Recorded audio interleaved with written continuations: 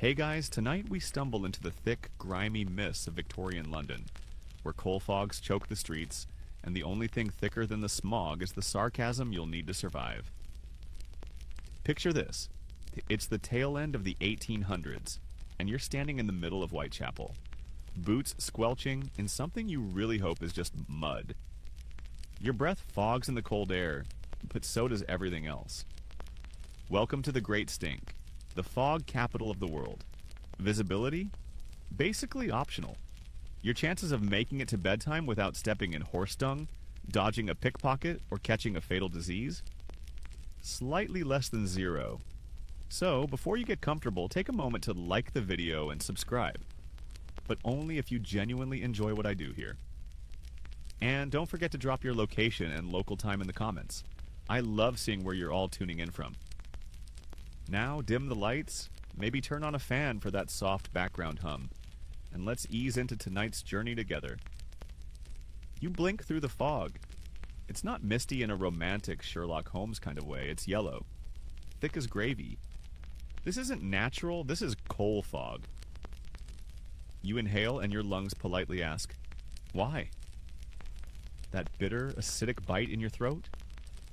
Courtesy of millions of fireplaces and factories belching smoke straight into the sky, which then politely comes back down to earth. London isn't just dirty, it's aggressively, unapologetically filthy. Every surface feels like it's been lightly oiled with soot.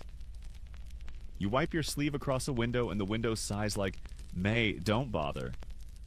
Buildings lean like they've given up trying to look proud. The city is made of brick, smog, and regret. You pass a row of ragged chimney pots, puffing little clouds into the already choking sky.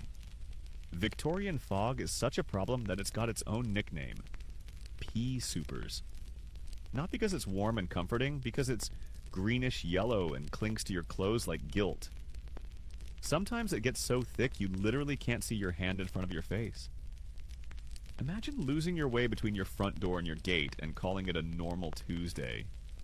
And the smell. Oh, the bouquet of Victorian London. You're greeted by the delicate aroma of rotting cabbage, unwashed bodies, horse manure, and the ever-present tang of coal smoke. It's like ode apocalypse. If you're lucky, maybe a waft of fish heads from Billingsgate Market graces your nostrils, just to spice things up. As you squelch along, you pass a woman tossing a bucket's contents straight into the gutter. You flinch, it's probably just dishwater. But the law says to shout, Gardy Lou, before throwing anything out the window, which is French for, watch out for the disgusting thing about to hit you. It's not always enforced. Let's just say umbrellas aren't just for rain around here. Children dash past, barefoot, thin as broom handles, laughing with the kind of giddy energy that makes you both smile and worry. One's got a crust of bread. Another is dragging a wooden hoop with a stick. That's peak. Entertainment. You, on the other hand, are watching your step with the nervous grace of someone who knows a misstep could mean either a twisted ankle or dysentery. You pass a newspaper vendor shouting headlines. Something about a scandal at court. Something else about a murder. Nothing new. Newspapers in Victorian London are like today's social media. Dramatic, scandalous, and never short on death. There's even a paper dedicated solely to obituaries and crimes. No, it's not satire. People genuinely love reading about death over tea. Historians still argue whether London's smog directly influenced early horror fiction. But walking through this nightmare fuel of a city, you wouldn't be surprised if a coughing vampire or a soot-covered ghoul stumbled out from behind a pub. Speaking of pubs, you duck into one. Not because you want to drink, but because your eyes are starting to water, and your scarf now smells like a chimney. Inside, the air's not cleaner, but it's warmer. A woman with 3 teeth offers you gin. You say yes. It's more polite than asking what the gin is actually made of. Gin, by the way, is everywhere. Some call it mother's ruin. It's cheap, it's strong, and it might actually blind you if the distiller had a loose interpretation of non-lethal. But it's also one of the few ways to dull the constant, grinding stress of poverty and grime. One sip, and you understand why so many folks are swaying down the street with smiles that don't match their lives. Back outside, you keep moving. The buildings are tall and close, like they're conspiring. A lamplighter clambers up to light the gas lamps one by one. It's oddly beautiful, little pops of flame flickering against the encroaching darkness. Gaslight makes everything look softer, more romantic, until you remember it leaks carbon monoxide and occasionally explodes. Classic Victorian style, pretty and deadly. You finally reach a small square where the fog momentarily lifts. A statue of some long-dead general looms overhead, covered in pigeon offerings. A street preacher stands nearby shouting about sin, salvation, and the end of days. You nod. Sounds about right. A horse-drawn omnibus rattles past filled with workers and clerks. Top hats, grim faces, one guy coughing like his lungs are packing up early. You try to board, but realize quickly, not enough coins. Instead, you walk again. Your boots are soaked, your scarf's crusted with soot, and your dignity is holding on by a thread. Still, you're surviving. Sort of. Mainstream fact: Victorian London was home to over 6 million people by the end of the 19th century, making it the largest city in the world. Quirky tidbit: Queen Victoria hated the smell of London so much, she refused to stay overnight in the city unless absolutely necessary. Debate? Historians still argue whether the infamous fogs were more a product of natural weather patterns or purely man-made pollution from coal fires. As you push open the crooked door of your tenement building, you take a final wheezy breath of London's infamous atmosphere. You've made it through day one, and you only coughed up a little blood. Not bad, really. You step inside the building and immediately feel the air thicken. Not with warmth, but with a damp, unwashed closeness that smells of boiled cabbage, burnt candles, and desperation. Welcome to your lodgings, or as the Victorian elite might have called it, a charming working-class hovel. Let's not sugarcoat this. You live in a tenement, and not the trendy, restored for Instagram kind. This place is 4 stories of rotting floorboards, mildew-caked ceilings, and shared walls so thin you can hear the neighbor 2 rooms down having a coughing fit. Or maybe they're just dying. Again. Your room, if we're being generous, is slightly bigger than a wardrobe. And yes, that wardrobe joke hits differently when you are the wardrobe. The window is cracked, permanently, and the only light comes from a single candle stub wobbling dangerously in a saucer. You could try to plug up the wind gap with a rag, but that's your pillow. Choices. As you step further in, the floor creaks a warning. A rat skitters past your boot, not in fear, but in irritation, as if you're the one invading its space. Fair. There's no real furniture. It's just a straw mattress that's seen more tenants than a boarding house ledger. You collapse onto it and immediately regret it. The straw is damp. The sheets are worse.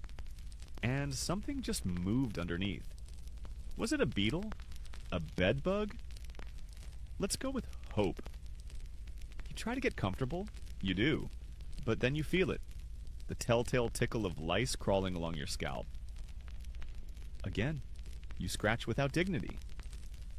No one has dignity here. Lice aren't a possibility, they're a certainty. The Victorians even had a nickname for them. Greybacks. Charming. Everyone has them, rich and poor alike. The difference? The rich could pay someone else to nitcomb their hair. You have a chipped shard of mirror and a dream. You glance up at the ceiling. There's a water stain shaped like Queen Victoria if you squint. Or maybe it's just mold. Either way, it's spreading. The woman next door moans in her sleep, coughing between cries. The thin wall muffles nothing. Behind it, you hear a baby start to wail. That one probably won't make it through winter, you think, and instantly feel awful for thinking it. But that's London. Hope is rationed like firewood. If you're slightly better off, or if your landlord is particularly imaginative, you might be staying in a coffin house.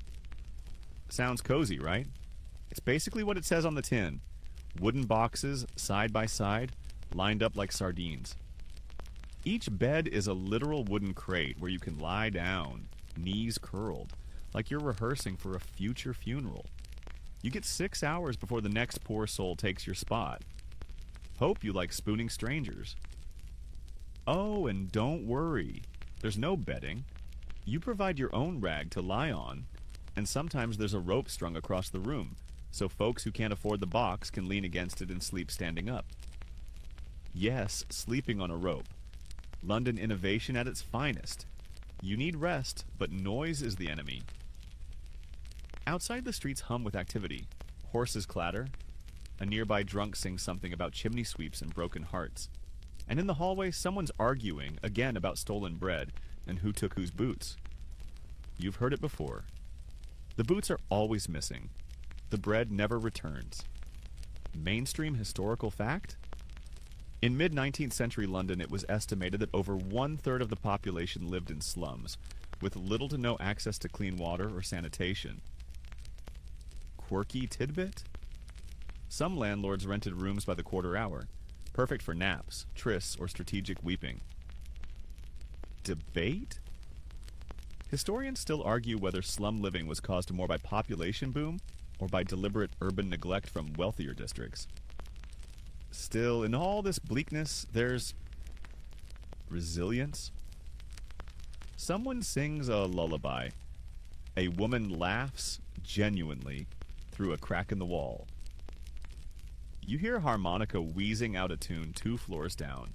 Something bright and almost joyful. It's not hope exactly, but maybe it's the next best thing. Survival set to music. You stare at the ceiling again, counting each flicker of your candle. Shadows dance like ghosts on the wall. Your skin itches. Your stomach growls. The room breathes around you. Wood shifting, rats chittering, neighbors groaning. You're not comfortable, not even close. But you're here. You're alive. And in Victorian London, that's not nothing. Morning comes slowly in Victorian London, not with sunbeams and chirping birds, but with a grayish sludge of light oozing through the cracks in your window pane. You open your eyes to the sound of coughing, the creak of chamber pots being emptied, and a distant scream that could be either a birth or a brawl. Probably both. You stretch, or try to, before realizing your legs are still tangled in a straw mattress that smells faintly of mildew and last week's soup. Your mouth tastes like despair and last night's candle wax. But it's time to start the day, and that means water. Clean, glorious, possibly deadly water. You bundle yourself in a coat that hasn't been dry since 1873 and head outside into the smog. The fog is thinner this morning, just thick enough to lose a child in, not an entire carriage. You make your way toward the nearest water pump, passing half-awake vendors setting up stalls and kids playing hopscotch with chalk and horse dung. And there it is, the neighborhood pump. Majestic in its rusted glory. The handle squeaks like it's in pain. You join the queue. Everyone's got a bucket, a jug, or a chipped teacup. Some are barefoot, some are shoeless by choice. That choice being, I sold my shoes to buy onions. You finally reach the front. You grab the handle, give it a few pumps, and out flows water. Sort of. It's murky, has floaters, and smells like something that shouldn't be in a beverage. But it's wet, and that's good enough. You fill your jug while mentally debating whether boiling it would help, and then remember you don't have coal. Or a stove. Or even a working sense of optimism today. Fun fact. Water quality in Victorian London was so catastrophically bad that it helped launch the entire field of modern epidemiology. A local physician, John Snow, not the Game of Thrones guy, noticed a spike in cholera cases and traced it back to the Broad Street pump. He removed the handle and the outbreak slowed. Science, baby. Though some Londoners were mad because it made their water-tasting adventures even more inconvenient. You take a sip.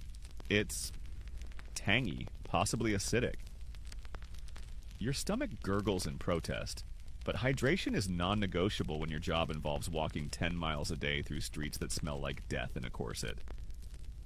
By the way, you might be wondering, why not just use the Thames River? Excellent question. And the answer is, you have eyes. It's not a river, it's a liquid obituary. Picture this. Raw sewage, butcher scraps, industrial runoff, dead animals, and the occasional human body, all marinating together like some kind of Victorian horror stew. The river doesn't just smell bad, it attacks. In 1858, there was an event so foul, so putrid, that it literally shut down Parliament. They called it the Great Stink. Lawmakers tried stuffing their noses with vinegar-soaked handkerchiefs, but even their powdered wigs couldn't save them. They fled the building and only returned after approving emergency funding for a new sewer system. Talk about policy driven by Pong. Historians still argue whether the Great Stink was a turning point in urban planning or just an embarrassing blip in British hygiene history. Either way, it made clear, you cannot build an empire with a backed-up toilet system. You lug your water home, trying not to spill any. Not because you're clumsy, but because every drop is precious. You're passing the same alleyways again, some quiet, some alive with movement. A boy pees against a wall without breaking eye contact. A dog eats something unidentifiable. You pretend not to see either. Back in your room, you set the water down and immediately spot the contradiction.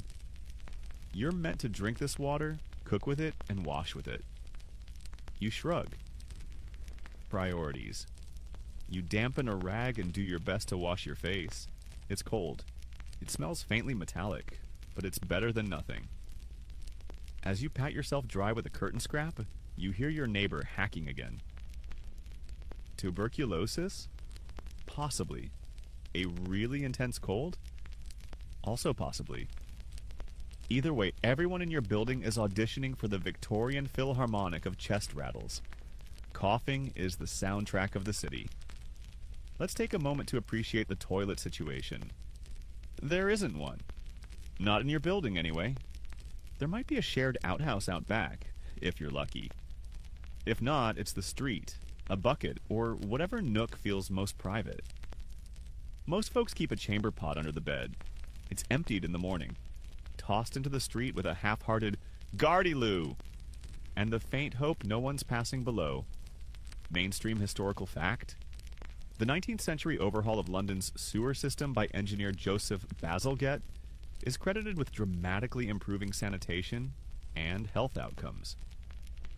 Quirky tidbit?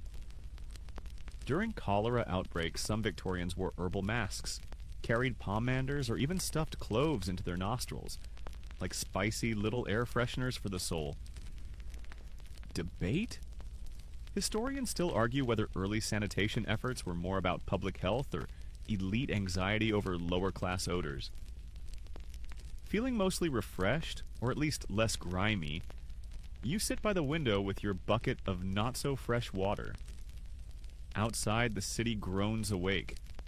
Factory whistles blow, milkmaids yell, and carriages rattle over cobbles, slick with early morning mystery liquids. You sip from a tin mug, listening to life echo off brick walls and chimneys. There's something oddly poetic about it all, if you ignore the dysentery. You're dirty, tired, and slightly radioactive from whatever you just drank. But you're ready. You survived another Victorian morning. Barely. Breakfast, Victorian style, isn't a cheerful clatter of cereal bowls and sunshine. It's more like a negotiation with your digestive system. You stare into your pantry, which is a polite term for empty shelf, and discover a single heel of yesterday's bread. It's stiff enough to roof a house. You knock it on the table. It answers in Morse code for help. Still, carbs are carbs, so you soften it with a splash of yesterday's water, may its microbes rest in peace, and pretend it's toast. Outside, the street is alive with breakfast vendors barking their wares. The chorus drifts through your cracked window. Hot sheep's pluck, fresh eels, smoking pies. And you can practically smell the lard from here. Your stomach grumbles like a disgruntled landlord, So you sling on your coat and head back into the fog. The first thing that hits you is the scent of griddled kippers mingling with coal smoke. A fishmonger has set up shop on the corner, grilling herrings over a brazier. The fish glisten like they know they're the fancy option. You check your pocket for coins and find exactly 3. 1 bent farthing, 1 halfpenny with a hole in it, and a mysteriously sticky button. Not enough for kippers. Moving on.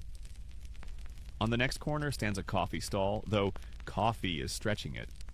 The vendor scoops a dark liquid from a tin urn, splashes it into a chipped mug, and plops in a hunk of bread to thicken the brew. You're pretty sure the beverage is 40% burnt chicory, 40% grit, and 20% existential dread. You sip anyway. It's hot, which counts as a blessing. Mainstream fact? By the 1850s, London hosted hundreds of street coffee stalls catering to laborers who couldn't afford sit-down cafes, offering bread-soaked coffee for a penny a mug, and revolutionizing the city's grab-and-go culture.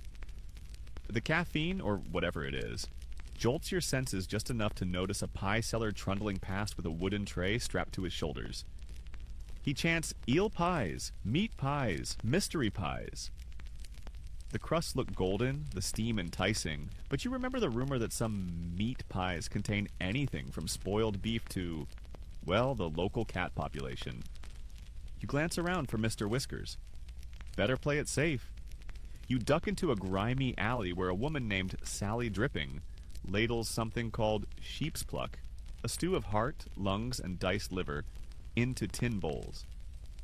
It's cheap, hearty, and smells faintly of an abattoir on a summer's day. You hand over your dented coins, and she scoops you a portion the color of regret. You blow on it, take a bite, and it's surprisingly edible. Chewy, peppery, and salty enough to make you pucker like a lemon tester. But warm calories are warm calories. Across the alley, a baker is hawking seconds bread, loaves adulterated with chalk to make them whiter. The Victorians adore a pale crumb. You adore not eating chalk. But the price is so low, your purse sighs in relief. You buy half a loaf and pretend you're getting dietary calcium. Balanced diet achieved. Quirky tidbit? Some enterprising cooks sold pea soup fog in jars. Basically split pea soup marketed as the same color as the London air. Victorian humor, ladies and gentlemen. You perch on a crate, spooning sheep's pluck while sipping your gravel-infused coffee. A passing costermonger pushes a barrow full of oranges, exotic fruit from Spain, and offers you one for a halfpenny. You decline. Vitamin C is great, but you need rent money more than scurvy prevention right now. A scrawny newsboy sidles up shouting about a fresh scandal. Something involving a duchess, a telegraph operator, and an inconvenient fainting couch. He waves a paper splattered with ink, so wet it smears in the fog. You hand him your sticky button in exchange for gossip. He actually takes it. Victory. While you read, a horse snorts nearby, then unloads yesterday's oats onto the cobbles. A passing dog investigates. You decide you're suddenly full. Time to consider self-catering. You head for the communal kitchen in your building.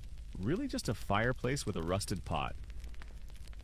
Fuel is scarce, so residents take turns burning whatever they can scavenge.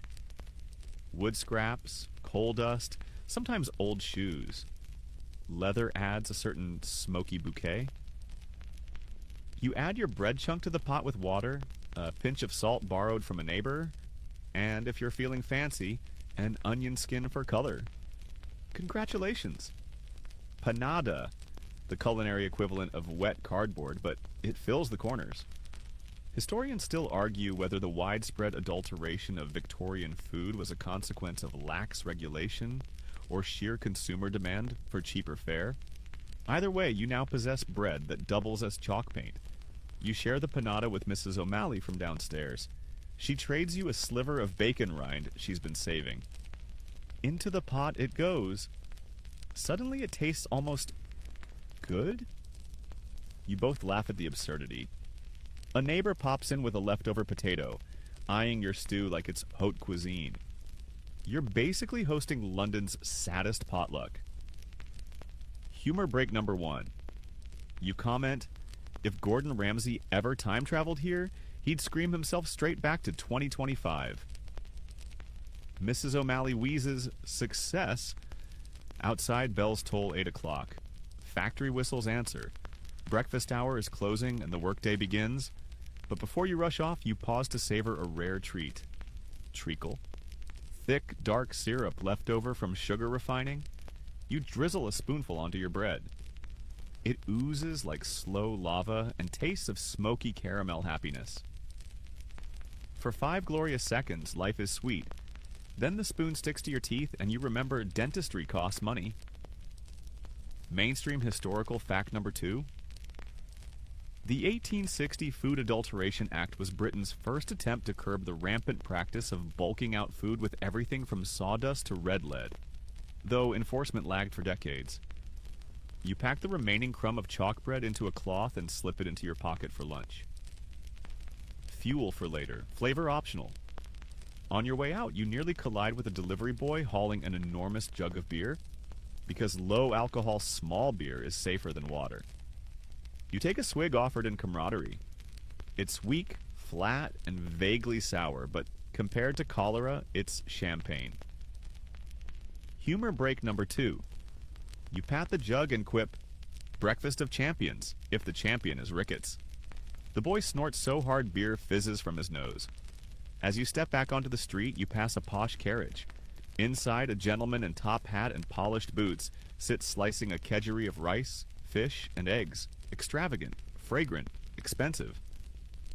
He catches your eye and shrugs like, tough break, friend. You consider mooning him, but remember, public indecency laws are enforced with surprising enthusiasm. Instead, you offer a sarcastic salute. The carriage rolls. I depend on you. Head toward the factory. Your stomach's fuller than usual, but it rumbles in protest, already turning chalk bread into something approximating building material. You burp discreetly, tasting treacle and existential doubt. Breakfast may be over, but digestion is only just beginning, and your gut is about to embark on an archaeological dig through sheep organs, burnt chicory, and powdered gypsum. Humor break number 3. You mutter to yourself, if archaeologists uncover me centuries from now, they'll think Victorians were filled with concrete. A passing stranger chuckles, replying, mate, we are. Mainstream historical fact number 3. By 1870, the average working-class Londoner spent about 3/4 of weekly income on food, yet malnutrition remained rampant due to the poor quality of cheap provisions. Quirky tidbit number 2.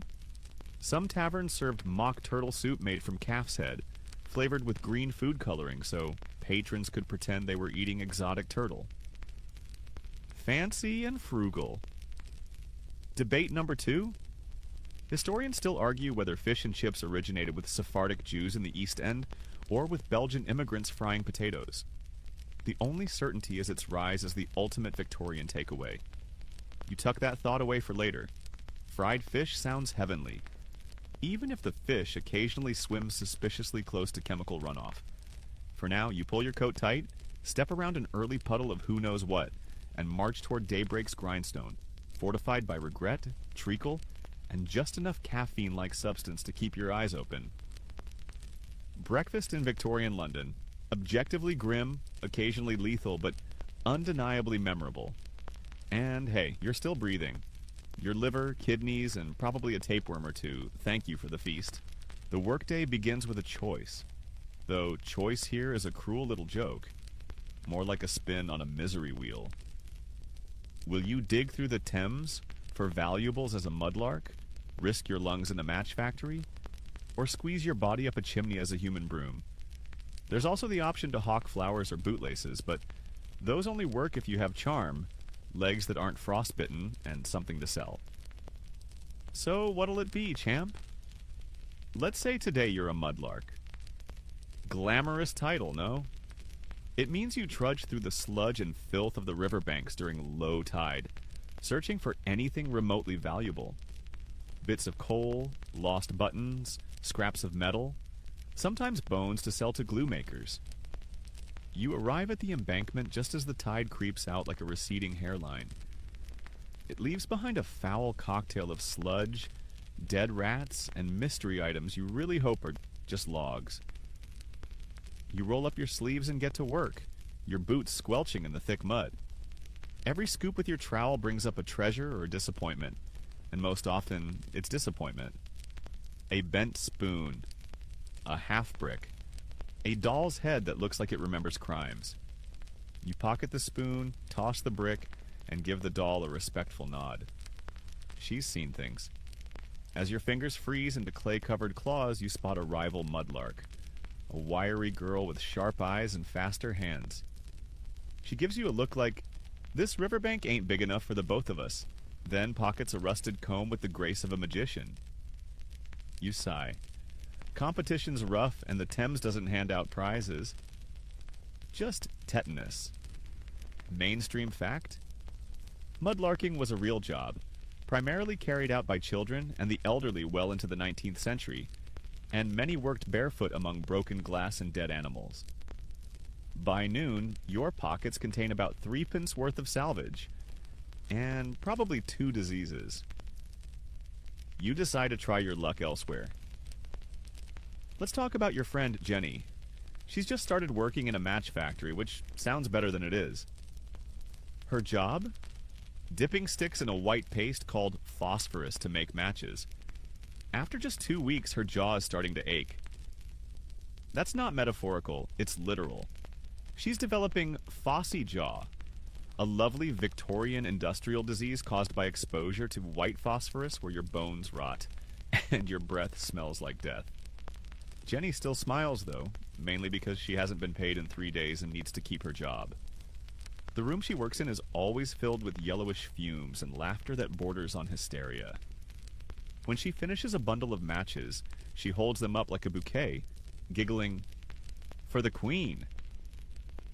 It's either irony or early-stage poisoning. Possibly both. Quirky tidbit? To deal with phosphorus fumes, some factories had the girls chew bread while working, believing it would absorb the poison. Spoiler, it didn't. The bread just became toxic toast. Historians still argue whether match factories knowingly exposed workers to fatal conditions or simply didn't care to find out. Either way, Jenny's not looking great, and she's only 14. Then there's chimney sweeping. If you're small, you get the job. And if you're not small, you better start skipping breakfast. Chimney boys, some as young as 5, are sent up sooty, narrow flues to scrape off creosote with metal brushes. It's claustrophobic, filthy, and hot, and if you get stuck, there's no HR department to file a complaint. They just send another kid up after you. Today you pass by one such sweep, soot-streaked and barefoot, hopping from foot to foot in the cold. His face is a mask of grime except for 2 ghostly white eye sockets. You nod in solidarity. He sneezes and leaves behind a small black cloud. You pretend not to notice the blistered burns on his hands. This is just normal. If you're female, your career options include matchstick girl, domestic servant, or flower seller. Domestic work sounds safe until you realize your employer expects 14-hour days, 7 days a week, and assumes you can clean chamber pots while whistling. If something goes missing in the house, you're guilty until proven servant. Today you spot a group of costermongers, street traders, calling out rhymes to lure customers. One woman holds up a basket of wilting violets, shouting, "Buy me blooms, sir, for love or for luck." You admire her commitment to the bit. She winks at you like you're co-stars in some dark comedy. You try joining in. You offer a rusted spoon and a half brick. No takers. It's not all doom. Occasionally someone scores a lucky break, a found shilling, a good day's haul, a bakery job that includes scraps. But these moments are rare, and when they come, they're celebrated like a birthday party and a resurrection rolled into one. Humor break number 1. You overhear a man mutter, "I work 12 hours a day just to afford a roof, 2 spoons of lard, and the privilege of being stepped over by toffs and clean trousers. His friend replies, "At least, your trousers exist." You laugh harder than you should. At midday, you duck into a factory alley and lean against the bricks. Someone hands you a scrap of bacon rind. You trade it for half your chalky bread. Bartering is the true economy down here. Coins are just shiny dreams. Mainstream historical fact: Victorian labor laws were nearly non-existent until late in the century.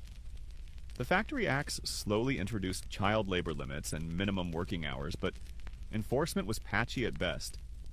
Quirky tidbit: some children in textile factories were used to crawl under moving looms and untangle threads, earning the nickname piecers.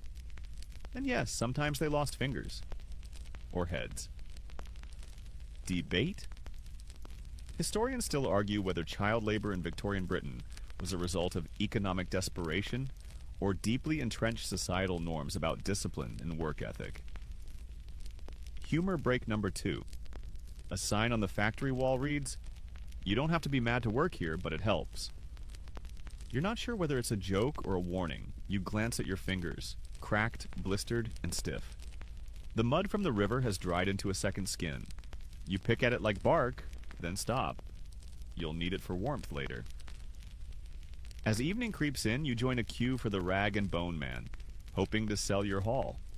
He eyes your bent spoon and doll's head with practiced disinterest. Offers a penny. You argue it's an antique. He sneezes in reply. You take the penny. You watch as another worker, older, stooped, trudges past in silence. His eyes are pale and distant. You wonder how many more winters he'll see. Then again, you wonder the same about yourself. Still, you made it through another workday. With lungs full of Thames air, pockets half full of junk, and just enough spark left to make it to supper. You give yourself a silent cheer. You didn't fall into the river, catch fire in a match factory, or get stuck in a chimney. A Victorian miracle. Humor break number 3. You say aloud, "I think I've unlocked the achievement, least likely to perish before tea." A passerby claps sarcastically. You're a hero to us all. The sky darkens. Lamps are lit. The city exhales, smoke rising in slow, sleepy ribbons. You're bone-tired, but not broken. Not yet. Tomorrow, you'll do it all again. But tonight, you'll rest. The streets of Victorian London are not paved with gold. They're paved with horse dung, soot, and disappointment. And that's on a good day. As you step back into the chaos after your shift, your boots immediately squish into something unpleasant. You don't look down. You don't need to. You know. The city is alive and unhinged, buzzing like a wasp nest made entirely of overworked humans. You keep to the edges of the footpath, one eye on the carriages thundering by, one hand on your pocket. You've already lost one button to a pickpocket this week, and you're pretty sure the button was worth more than your dignity. A costermonger shouts beside you, hawking hot potatoes wrapped in newspaper. A woman nearby sells roasted chestnuts, fanning the smoke with her apron. The air is thick, part ash, part perfume, part pig fat. You inhale and feel your sinuses beg for mercy. You step over a broken broom handle and duck beneath a swinging laundry line stretched between 2 windows 4 stories up. Wet trousers slap you in the face. You accept it. It's not personal. It's just London. As you round the corner, a cabman nearly clips your elbow with his whip. "Out of the way," he barks, as if you're the one trespassing on his cobblestones. You mutter something under your breath. PG-13, don't worry, and continue trudging. The roads are slick with everything. Rainwater, yes, but also droppings from the thousands of horses that pull carts, carriages, and omnibuses across the city every hour. If you're lucky, the muck only comes up to your ankles. If you're not, you slip. And if you're really unlucky, you fall face first and become part of what the Victorians jokingly called pavement stew. Mainstream fact? It's estimated that in the mid-1800s, London's horses produced around 1,000 tons of manure a day. That's not a typo. That's a natural disaster. To manage the chaos, crossing sweepers station themselves at busy intersections. Their job? Clear a clean path across the street. For a fee, of course. They wield little brooms with all the dignity of knights wielding swords, ready to slay the dragon that is horse poop. You drop a farthing into the nearest boy's tin and cross the relatively clear section with only minor splashes. Quirky tidbit? Some of these sweepers became local celebrities, known for their punctuality, sass, or flair. One even had a top hat and insisted on being called Lord Muck. Everywhere you turn, someone's running a hustle. A blind fiddler plays a sorrowful tune while his blind dog eyes your lunch. A man with no legs glides past on a wheeled board, expertly navigating the crowd with a stick and a smile that hides 100 heartbreaks. A woman sells lacework made of string and patience, while a child dances for coins, her feet red from the cold. You pause near a public urinal, one of the newer cast-iron structures installed for the convenience of men. Women still had to make do with alleys in desperation. The smell is aggressive, like a punch to the face from the ghost of last night's ale. You sidestep it and make a mental note to avoid that corner after dark. As you continue, the city shifts. You pass from grimy slums into more affluent zones. The buildings clean up. The windows get glass. The coal smoke smells faintly of lavender. But even here, soot streaks the walls, and the air is never quite fresh. A gentleman in a crisp suit strides past you without blinking.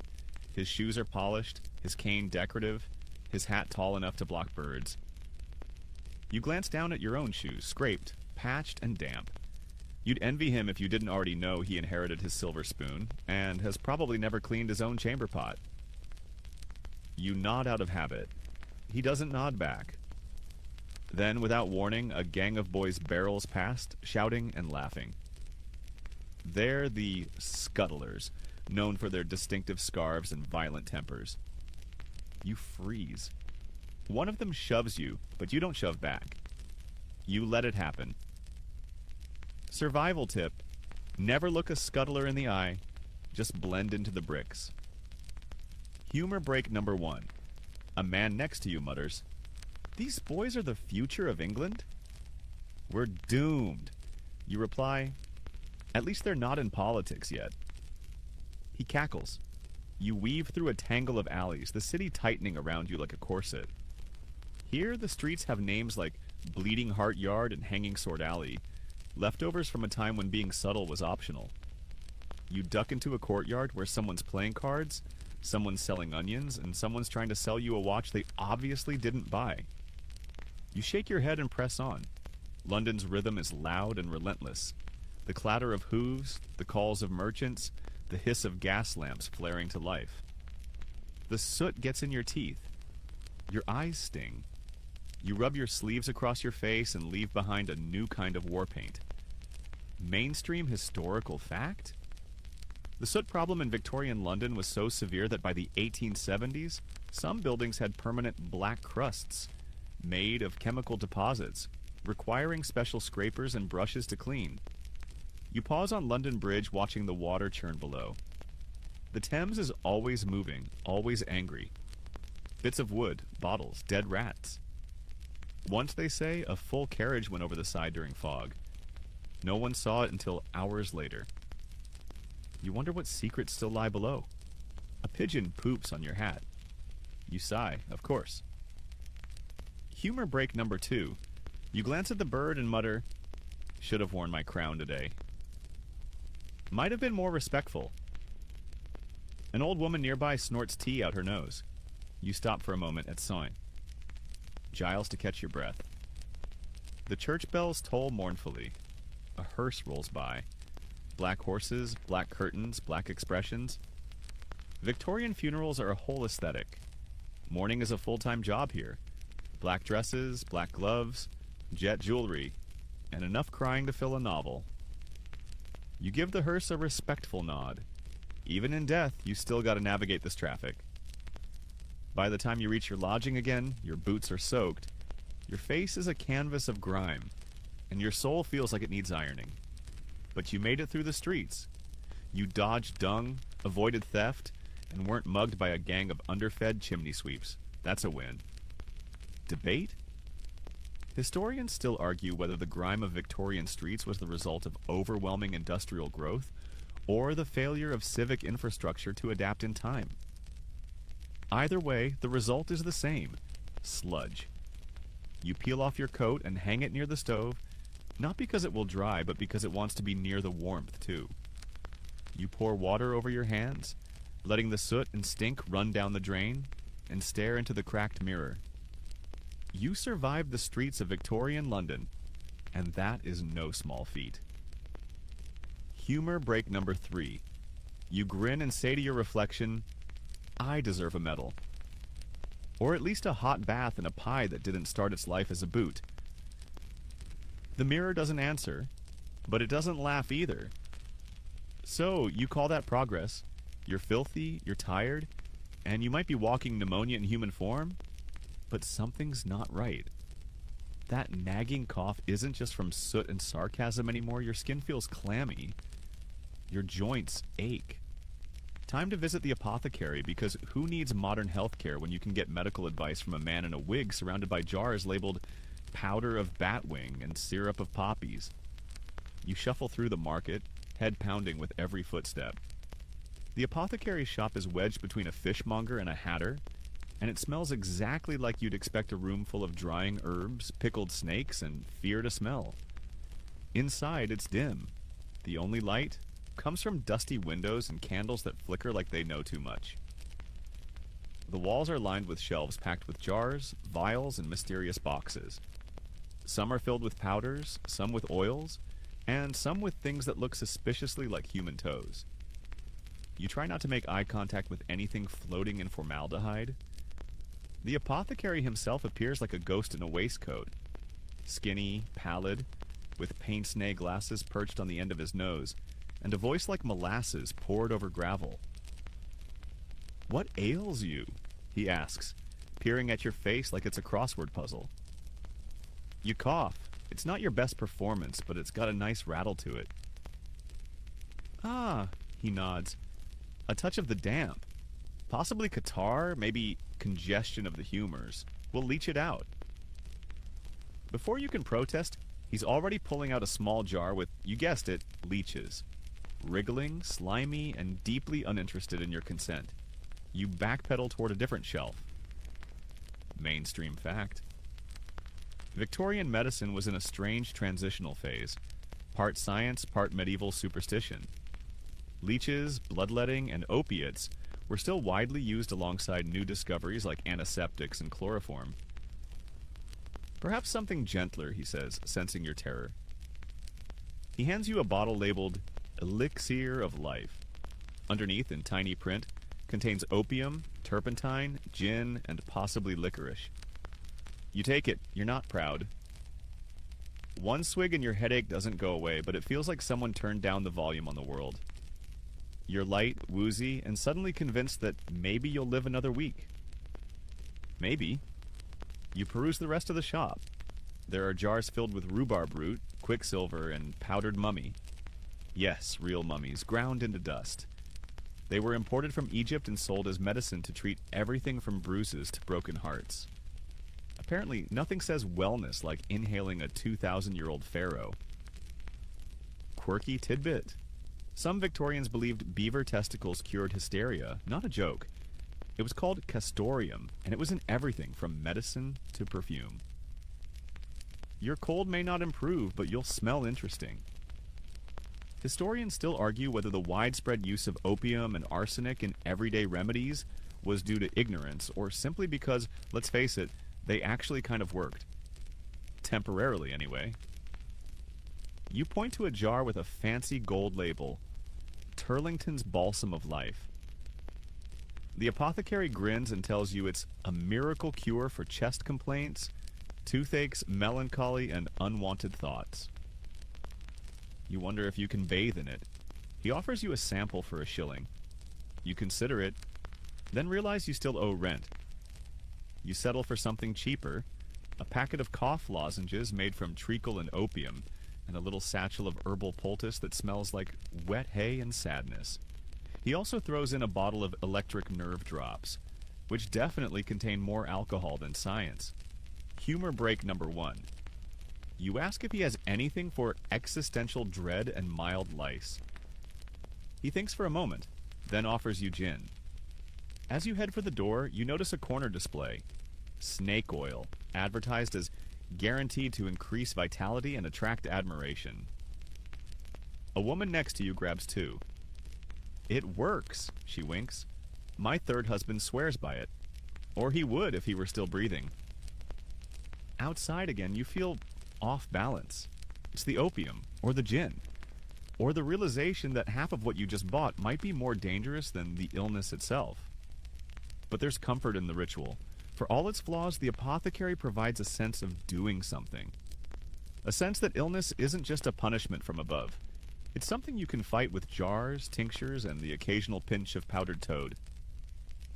Mainstream historical fact. In 1868, the UK Pharmacy Act finally began regulating who could sell potent medicines like laudanum, alcohol, and opium, though many apothecaries still sold unregulated remedies under the table. Back at home, you light a candle, mix your drops into a cup of water, and sip slowly. It tastes like regret and elderberries. The poultice steams gently on your chest like a soggy herbal pancake. You lie back, dizzy but calm. Humor break number 2. You mutter, if this kills me, at least I won't have to go to work tomorrow. Your neighbor coughs through the wall and replies, same. Even your dreams are drugged. You float through visions of flying tea kettles, talking cats, and Queen Victoria doing the can. You wake up to find you've drooled on your mattress. It's still damp, but at least you feel marginally better, or too dazed to notice you don't. You roll over and stare at the medicine bottles on the floor. How many did you take? Are you glowing? You check your hands. Nope. Still filthy. Still London. Humor break number 3. You grab the cough lozenges, pop one in, and grimace. Delicious, you say aloud, like molasses made love to a coal fire. A knock at the door interrupts your inner monologue. It's Mrs. O'Malley holding out a steaming bowl of something vaguely soup-adjacent. You looked peaky, she says. Thought you might need a bit of oxtail tea. You sip. It's salty, gelatinous, and oddly comforting. You thank her genuinely. In a city like this, neighborly acts are rare gold. Debate? Historians still argue whether Victorian apothecaries delayed the professionalization of modern medicine, or if they bridged the gap between folk healing and formal science. Either way, your pulse is steady and your teeth haven't fallen out. Yet. You curl up under your damp blanket, cough once, and let the dizziness carry you off. Your lungs still rattle, your chest still burns, but at least now you've got lozenges, snake oil, and just a hint of Victorian optimism coursing through your veins. Who needs antibiotics when you've got powdered mummy and positive thinking? Night has fallen. Not that you'd notice right away in Victorian London, between the fog, the soot, and the gas lamp glow. The line between day and night is more of a suggestion than a rule. But the streets have changed. There's a new energy now, one that hums with mischief, desperation, and gin. This is the city after dark, the city of ladies and gentlemen of the night. You step outside and feel it immediately. The cold is sharper, the fog thicker. Sounds echo differently. Lighter footsteps, closer whispers, laughter that never quite feels safe. By day, people labor. By night, they gamble, drink, flirt, beg, barter, and vanish. You head east into the bowels of Whitechapel, where the gas lamps flicker, like they're afraid to look too closely. On every corner, a gin palace spills laughter and lantern light onto the cobblestones. Inside, women in cheap lace and too much rouge hold glasses of mother's ruin like they're chalices. Their laughter is too loud. Their eyes too tired. You know the look. It's the same one you wear when your hope is duct taped together with sarcasm. Mainstream fact? Gin palaces exploded in popularity in the 1830s and 40s. Ornate, overlit pubs that offered cheap, potent gin to the working classes. They were equal parts bar and beacon. You push open the door to one and the heat and noise slap you like a well-dressed insult. The wallpaper peels, the chandeliers drip wax, and the bar smells like spilled liquor and tears. A pianist bangs out a tune with more enthusiasm than talent. You grab a drink, if only to warm your fingers, and nurse it like a secret. To your right, two men argue over a spilled pint. One of them's already missing a few teeth. The other has a knife, but it's only for show. Probably. A woman named Clara sits beside you, fiddling with her garter. You working or watching? She asks, not unkindly. You smile. Just surviving. She nods like she understands. You step back outside. The air hits different now. More tense, more charged. You hear the whispers before you see the women. Streetwalkers leaning against walls or standing beneath lamplight. Lips painted, eyes hollow. They're not coy. They're not romantic. They're working. And they have rules. No kissing, pay first, no drunks. They're firm because they have to be. The streets are cruel. Clients vanish without paying. Coppers harass them, and worse, far worse, sometimes someone doesn't come back. You hear their slang, fancy man for a pimp, crib for a rented room, nose rag for a handkerchief. Language as armor, wit as survival. Quirky tidbit? Some brothels had printed menus with services, rates, and even testimonials. Think of it as Yelp for sin, with fewer stars and more typhoid. You pass a crumbling building with a red curtain in the window. A door opens. Inside, candlelight flickers over a velvet chaise. A man steps out, buttoning his coat, not meeting your eye. You don't judge. Survival is a currency, and everyone's exchanging something. Historians still argue whether Victorian prostitution was a symptom of economic despair or a form of agency within rigid social structures. The truth, as always, lies somewhere in the fog. Further down, a gang of boys rolls dice in an alley. One of them, maybe 12, has a bottle of gin half his size. He grins as he swigs it like it's holy water. Another stumbles past, trying to sing a sea shanty with his arms around a coal cart. You wonder where their mothers are, or if they had mothers to begin with. Humor break number 1. A drunk man mistakes a lamppost for his wife and tries to apologize. Loudly. You pause long enough to hear, "I swear, Margaret, the gin meant nothing," before moving on. Then you hear it. The low hum of singing, not cheerful, but eerie.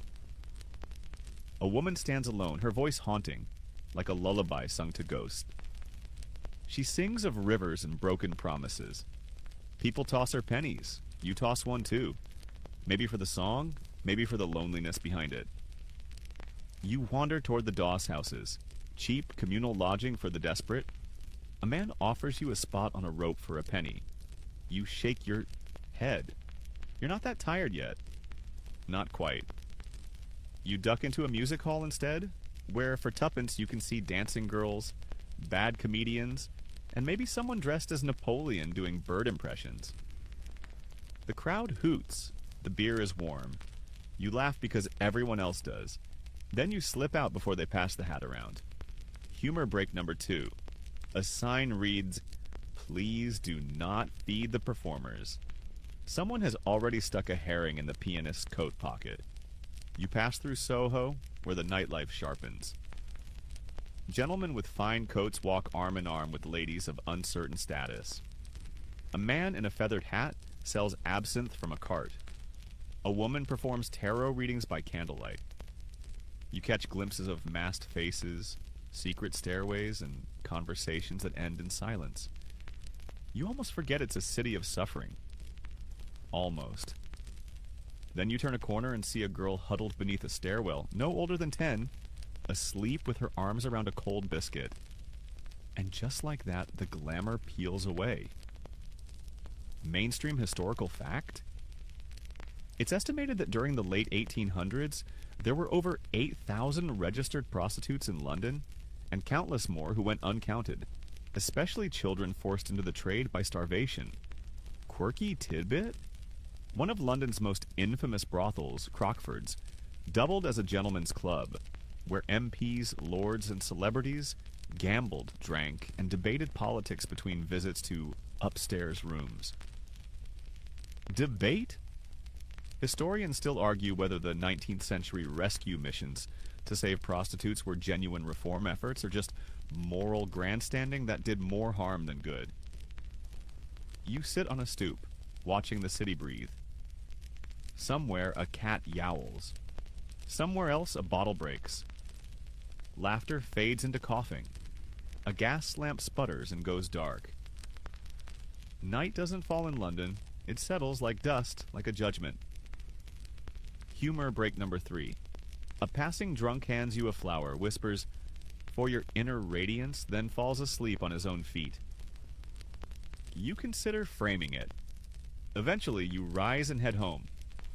The gin has worn off. The music has stopped. The fog has thickened. But your feet know the way. They've walked this path before. And they'll do it again. Victorian London by night. Equal parts seduction, sorrow, and survival. You've seen the velvet and the grime, the secrets and the silence. You've walked the line. And you're still standing. There's something different about tonight. The air is heavier, the shadows are longer. Even the gas lamps seem nervous. You hug your coat tighter and quicken your pace. East London doesn't feel safe. Not that it ever really does, but this is something else. You've heard the whispers all day. Everyone has. A woman was found dead in Whitechapel. Again. Throat slashed, organs missing. Locals say it's him. Again. The one they call the Ripper. Your skin prickles as you move deeper into the East End, past boarded-up windows and crooked buildings. The fog clings to you like wet wool, and every footstep echoes too loudly. You glance over your shoulder, nothing, but you walk faster anyway. Mainstream fact: between August and November of 1888, at least 5 women, canonical victims, were brutally murdered in Whitechapel. Their killer was never caught, and the press named him Jack the Ripper. You turn onto Hanbury Street, where the second victim, Annie Chapman, was found in a backyard just like this one, barely 100 feet from where you stand now. You slow down. A dog barks in the distance. Somewhere nearby, someone drops a bottle. You flinch. The alley smells of damp stone and something sharper. Iron, maybe? Blood? Or just your imagination? The fear is real whether the danger is or not. And yet people still walk these streets. You pass a woman huddled beneath a shawl, eyeing you suspiciously. You nod. She nods back. In another life, maybe you'd chat. But tonight, no one lingers. Not in Whitechapel. Not now. You spot a cluster of bobby helmets at the far end of the street. Police. 2 stand near a lamplight, muttering under their breath, clearly unnerved. One is clutching a handkerchief over his mouth. Even they're rattled. You ask what happened. One officer spits into the gutter and mutters, "Third one this week. Throat like a pig at slaughter? Poor girl." You thank him and move on, heart racing. You try to stay in the light. The problem is, gaslight only reaches so far and the dark doesn't care how afraid you are. It wraps around doorways, curls down alleys, swallows noise whole. Historians still argue whether Jack the Ripper was a medical professional, a butcher, or just a lunatic with a sharp knife. But whoever he was, he changed everything. He made London realize that even the shadows have teeth. You duck into a pub, needing the noise, the bodies, the light. Inside, it's tense. The regulars are talking in low tones. A newspaper sits on the bar, its headline smeared but legible, "Murder in Bucks Row." The bartender looks at you like he's seen a ghost. She was in here last night. Swore she had a plan. Said she was getting out, but she didn't. He pours you something strong and doesn't ask for payment. You sip. It burns. You're grateful. Quirky tidbit? Victorian London's panic over the Ripper was so intense, some men shaved their mustaches to avoid matching the suspect's sketches. Others carried canes with hidden knives, just in case. A man in the corner suddenly bangs the table. "It's the Jews," he snarls. Someone hushes him. Another says, "Could be a foreigner." Or a doctor. The theories fly like shrapnel. No one agrees. Everyone's afraid. You excuse yourself and step back outside. The wind has picked up, and so has your paranoia. Every movement feels suspect. Every stranger could be him. And worst of all, you know the police won't help. Not really. Not here. Not if you're poor. Not if you're a woman. Mainstream historical fact? The Ripper murders exposed deep class divisions. Newspapers sensationalized the crimes, but the truth is, no one would have noticed these women if they hadn't been murdered so spectacularly. You reach Mitre Square, another murder site, and suddenly wish you'd stayed inside. You remember the details. She was found with her intestines flung over her shoulder, her eyes wide open. It's not just the death, it's the message. This killer isn't just taking lives, he's playing with them. You stop and listen. Nothing but wind. But it sounds like whispers. The city is speaking in low tones, and all of them say, "Run." Humor break number 1. You mutter, "Honestly, I miss the horse dung." At least that doesn't stalk you through alleys. Someone nearby barks a laugh, then apologizes. You cut through Gunthorpe Street, where a preacher is shouting, "Repent! The end is nigh." Someone throws a tomato at him. It misses. Barely. He wipes his face and keeps shouting. That's London for you. Nothing stops, not even terror. Debate? Historians still argue whether Jack the Ripper killed 5 women or more.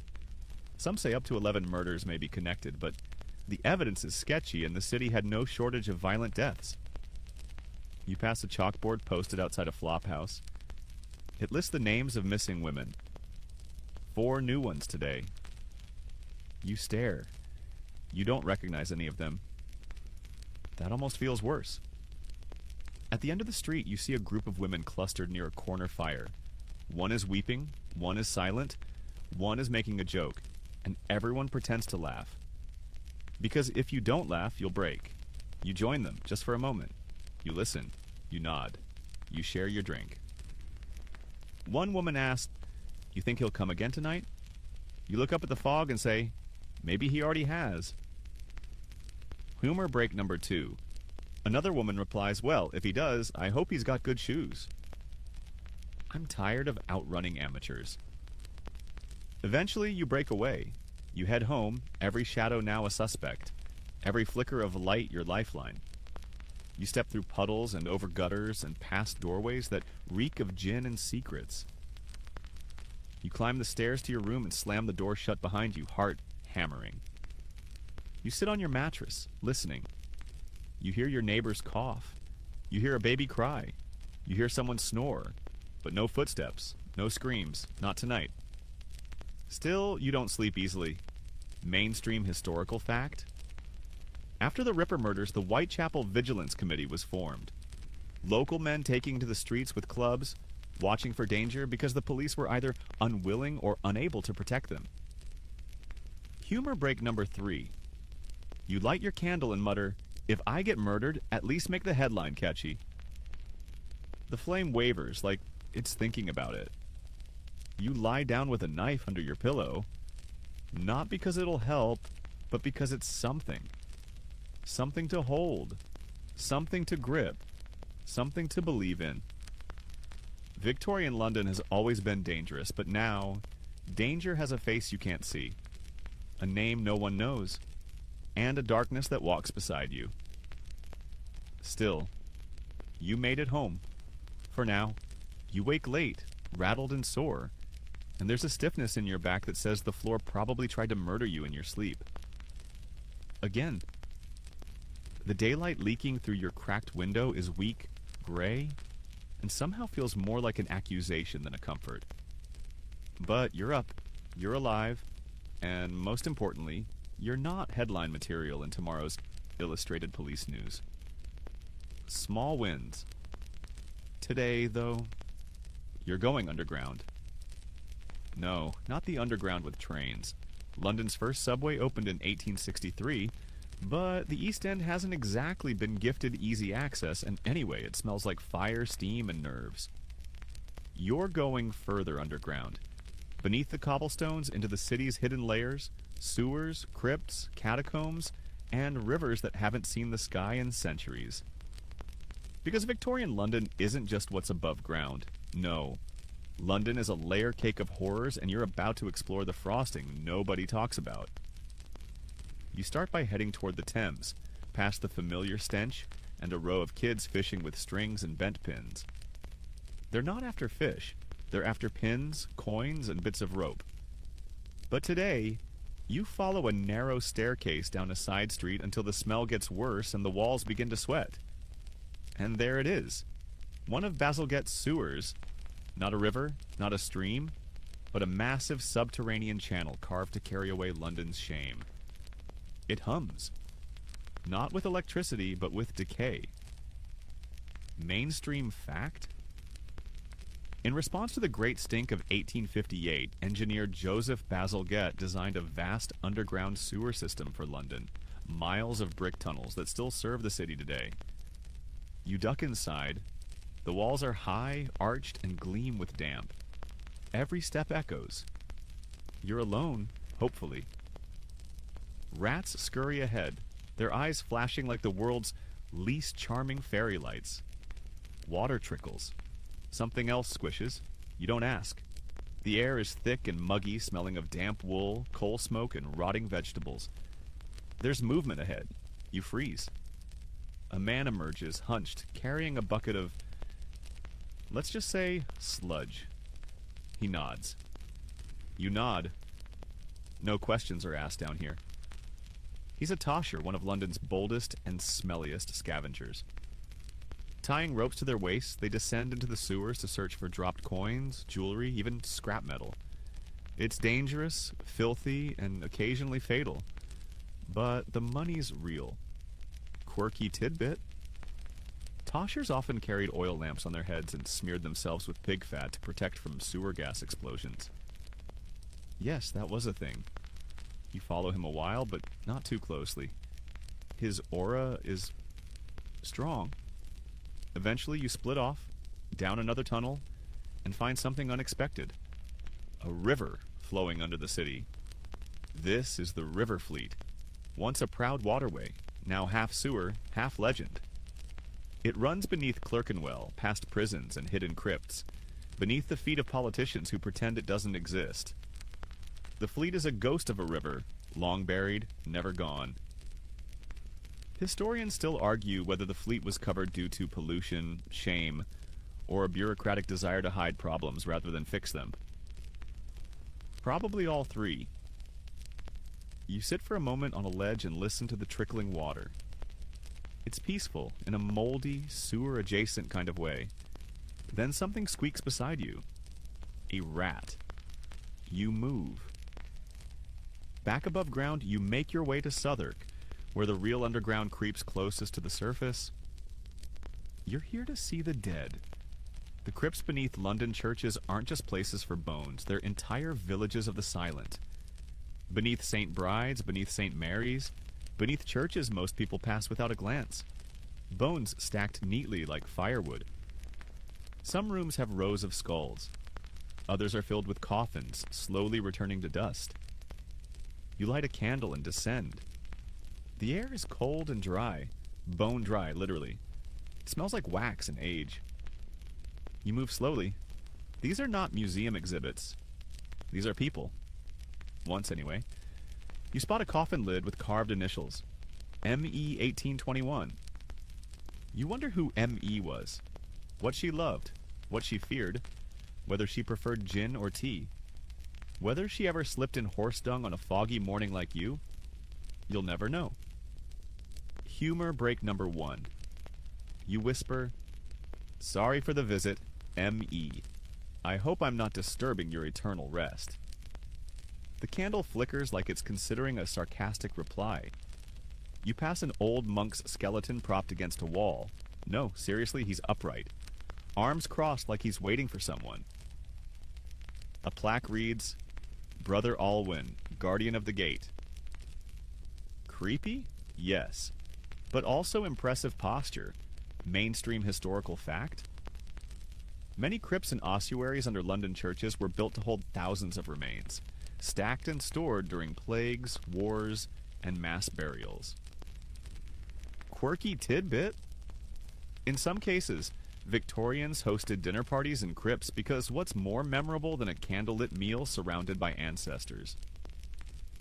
As you emerge into the fading light, the streets feel almost bright. Almost clean. You've seen the city's underbelly, and it has changed you. Just a little. You walk differently now, lighter on your feet, more aware of what lies beneath. You pass a manhole and hear something. Could be a rat. Could be a tosher. Could be London clearing its throat. You glance behind you, just in case. You pass a bakery, the smell of warm bread pulling you back into the world of the living. You consider buying a roll, but your hands still smell faintly of sewer brick and antique bones, maybe later. Humor break number 2. A nearby vendor says, "Try our fleet pie," named for the river. You blink. Is that a joke? He grins. Depends if you find bones. As you head home, the city shifts around you. The people on the streets have no idea what's beneath their feet. They walk above bones, rivers, and legends. You do too. But now, you know. Debate?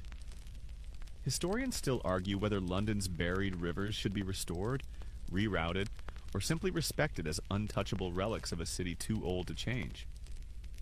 You cross a bridge and look down at the Thames. It flows like always, carrying secrets. You nod at it as if to say, "I've seen your basement." Humor break number 3. You mutter, "If I disappear tomorrow, tell people it wasn't Jack the Ripper. It was the river fleet. It wanted me back." No one hears you, but the wind picks up. Coincidence, probably. By the time you reach your tenement, the sky is dark again, and your feet are tired. You've walked in darkness, real darkness, and come out the other side. You strip off your clothes and scrub your hands for what feels like an hour. They still smell like candle wax and something ancient.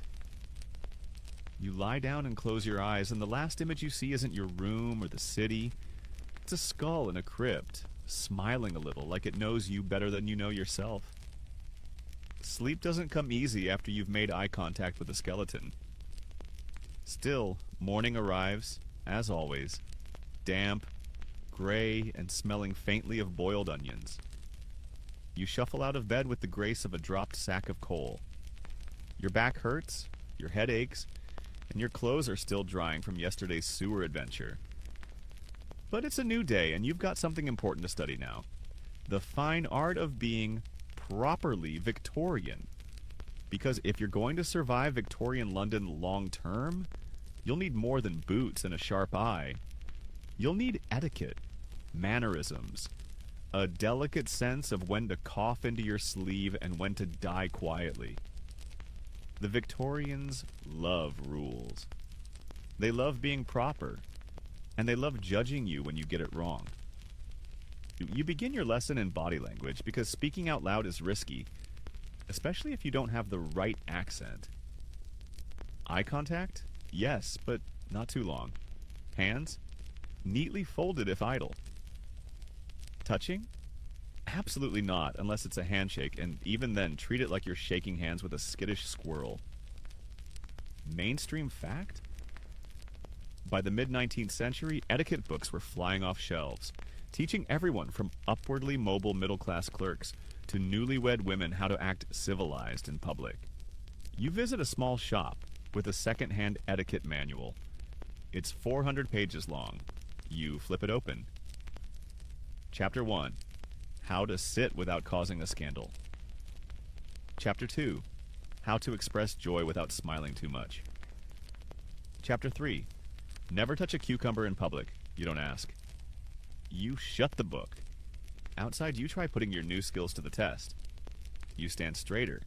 You nod precisely at a passing lady. She raises an eyebrow. Progress? Then comes the weird stuff. Take mourning, for instance. Someone in your building dies. Mr. Hardwick, the shoemaker on the second floor.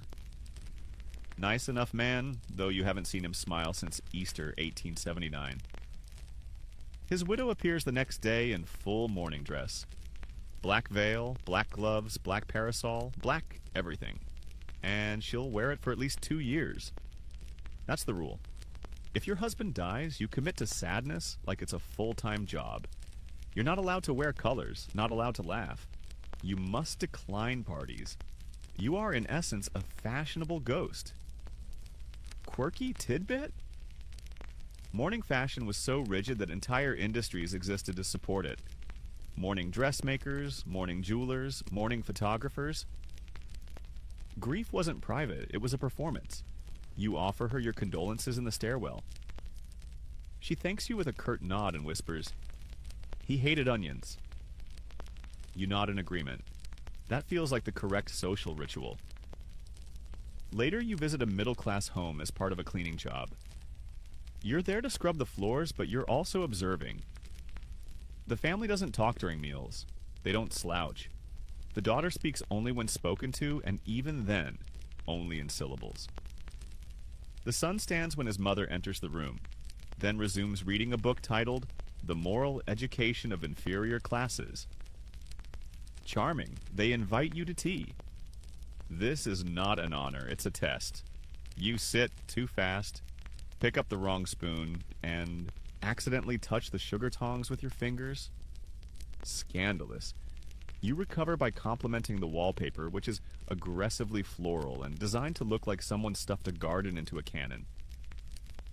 Historians still argue whether Victorian etiquette was a sincere attempt to bring order to society or just a fancy way of making people feel bad for having human urges like hunger, emotion, or fun. You're served jellied calf's foot and you try not to scream. You smile politely. It jiggles at you. You jiggle back. The mother nods approvingly. Then there's death photography. You've seen it before. A neighbor's family gathers to take one last portrait with their recently departed aunt. She's propped up in a chair, dressed in her finest gown, eyes painted open. The kids smile to smile at the corpse. Kind of does too, in a waxy sort of way. It's normal. It's respectful. It's the Victorian version of a family photo album. Humor break number 1. You whisper to yourself, "Cheese," and quickly cover your mouth, horrified. The dead aunt says nothing, thankfully. Mainstream fact? Post-mortem photography was common in the 1800s, particularly for children or loved ones without previous portraits. For many families, it was the only image they'd ever have of the deceased. You walk past a photography studio later that day. A sign reads, "Likeness of the dearly departed, 6 pence, free touch-up on eyes." You do not go inside, and let's not forget calling cards. If you visit someone, you must leave a card. If you get a card with a folded corner, that means, "I came by, but only out of duty." A torn card means, "Sorry I missed you, but also, we're probably done talking forever." Victorians didn't ghost people, they just paper cut them out of existence. You see one tucked into your doorframe when you get home. It's from a girl you met last week. The corner is not folded, you're confused, intrigued, terrified. You throw it in a drawer like a cursed object. Humor break number 2. You mutter, "Modern dating apps got nothing on calling cards." Swipe left? Victorian slice corners. You sit with Mrs. O'Malley in the hallway and practice your conversation skills. Victorians love banter, but the safe topics are specific. Weather, yes. Literature, if it's moral. Illness, only in hushed tones. Politics, only if you're male and unafraid of losing friends? Anything involving trousers? Nope.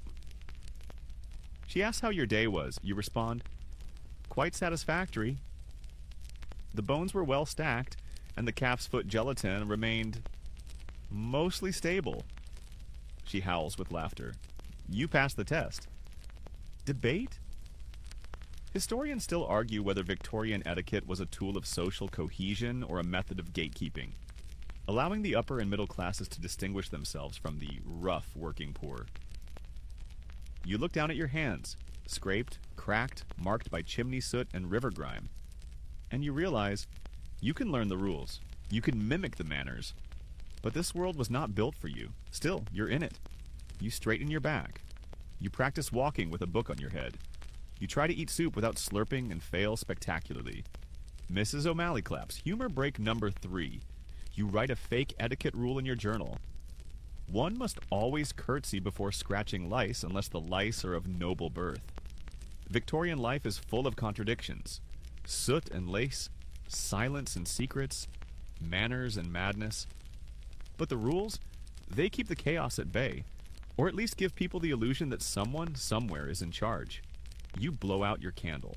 Your room is cold, but your posture is excellent. You lie down carefully, hands folded like a corpse. Just in case someone's photographing you later. You awaken to music. Not the delicate trill of a violin or a polite piano solo, but the sound of someone drunkenly humming God Save the Queen, while thumping a tin bucket for percussion. It's coming from somewhere outside your window, which, by the way, now has a cracked pane you don't remember cracking. Today, you're going to dive into the real lifeblood of Victorian survival. Entertainment. Because in a city that constantly smells like burning onions and existential dread, people need something to look forward to besides death and laundry day. And what they get is a glorious buffet of the bizarre, the hilarious, and the slightly alarming. You begin your cultural journey at the Penny Gaff, a kind of low-budget theater crammed into a converted stable or warehouse. It costs, you guessed it, a penny. That's all you can afford anyway. You wedge yourself into a crowd of factory boys, chimney sweeps, and one woman who might be asleep or might be dead. The show starts with a flourish of violin screeching and the unmistakable squeak of a Punch. And Judy puppet show. Punch is a red-faced marionette with a voice like a kettle possessed by a demon. He smacks everyone in sight. His wife, a constable, a crocodile, death itself. The audience howls. You flinch. Mainstream fact, Punch and Judy puppet shows were wildly popular in Victorian Britain, often featuring domestic violence, murder, and slapstick chaos for children. You glance around. The kids are loving it. One's mimicking Punch's voice with terrifying accuracy. Another is holding a rat like it's a plush toy. You scoot away. Next, you head down toward Leicester Square, where you hear a man shouting about Tom Thumb, the tiny man with a giant presence. You pay tuppence and enter a small, humid room where a stage has been built for a performer standing just over 3 feet tall. He's witty, sharp, and charming as anything. You laugh genuinely. The man's a star. Quirky tidbit? General Tom Thumb, real name Charles Stratton, toured London to packed crowds and even performed for Queen Victoria multiple times. He made more money than most nobles. Outside, a man dressed as Napoleon is challenging people to a duel with spoons. His sign reads, "Beat me and win a pie." You pass. You're still recovering from that jellied calf's foot. You make your way toward Exeter Hall, where tonight's speaker is delivering a lecture titled How Mesmerism Cures Melancholia and Encourages Godliness. You sit in the back, watching as a man in a waistcoat waves his hands over a volunteer's face. The volunteer goes stiff as a plank and claims he can now speak to dogs. The audience applauds. You're unsure if this is science or theater. Probably both. Humor break number 1. You mutter, "I too speak to dogs." They just don't listen. You duck out before the Q&A devolves into religious shouting. and head toward the Vauxhall Gardens where the entertainment gets wilder. By day, it's a proper park. At night, it becomes something else entirely. Acrobats, fire eaters, sword swallowers, and people dressed as Roman gods posing near fountains. You sip weak ale and watch a woman walk a tightrope while reciting poetry. You cheer when she doesn't fall. You cheer louder when she does a backflip and lands it. You cheer again when someone hands you half a meat pie. Still warm, no visible rodent parts. A rare treat. Mainstream fact? Vauxhall Gardens was one of London's most famous pleasure gardens, offering food, fireworks, concerts, and various amusements for the working and middle classes alike. As the crowd swells, you notice pickpockets weaving through like sharks through a school of fish. You clap one hand over your coin pouch. It's still there. You relax, too soon. A boy taps your shoulder and points behind you. When you turn back, your pie is gone. So is the boy. Classic. You wander off and find a street magician performing coin tricks with a flair that borders on spiritual. He ends the show by swallowing a sword, and the audience loses its mind. One man faints, another shouts, "He's possessed!" You clap until your hands sting. You're drawn next to a dingy tent labeled Cabinet of Curiosities. Inside are jars of pickled lizards, a two-headed kitten, and a taxidermied marmoset wearing a monocle. A man behind the counter says, "That's Sir Winston, the monkey magistrate." You stare, you nod, you leave. Then comes the sound that cuts through the crowd. Music. A string quartet plays near the fountain. Not perfectly, but beautifully enough. People gather. A couple begins to dance. Children clap. For a moment, just a moment, the soot and grime fade. London forgets its pain. You sit on a bench and listen. You don't need tickets. You don't need polish. You just need ears and a moment to breathe. Humor break number 2. The violinist breaks a string mid-song and keeps going like nothing happened. A bystander whispers, "It's not a real performance unless something's falling apart." You raise your mug in agreement. Later, you pass a penny reading event. It's essentially a public book club with one speaker and lots of listeners. Tonight's reader has a booming voice and a love for dramatic pauses. He's halfway through The Lady of Shalott, and the crowd is leaning in like it's a ghost story. You love it. You don't understand all of it, but you love it. Debate? Historians still argue whether Victorian popular entertainment uplifted the masses or simply distracted them from systemic inequality. The answer? Possibly both, and also, who cares if it keeps your mind off frostbite? You end the night at a music hall, the rowdiest of the lot. Women in feathers belt bawdy songs while men clink pints and sing along. One performer stands out. A woman in a top hat, trousers, and a wicked smirk. She sings about chimney sweeps and scandalous kisses. The crowd goes wild.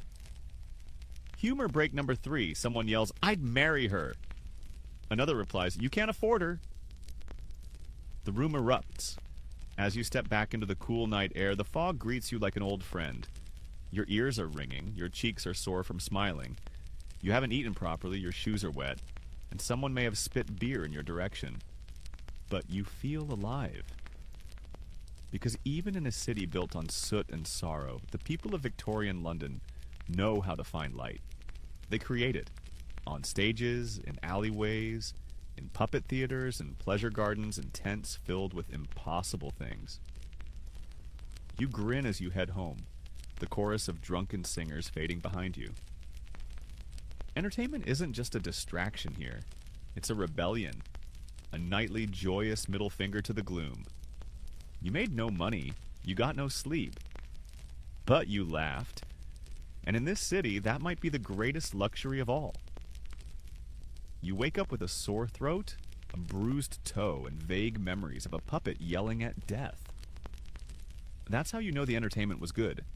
But today's not about laughter. Today is about progress. Or at least Victorian London's thrilling, terrifying obsession with it.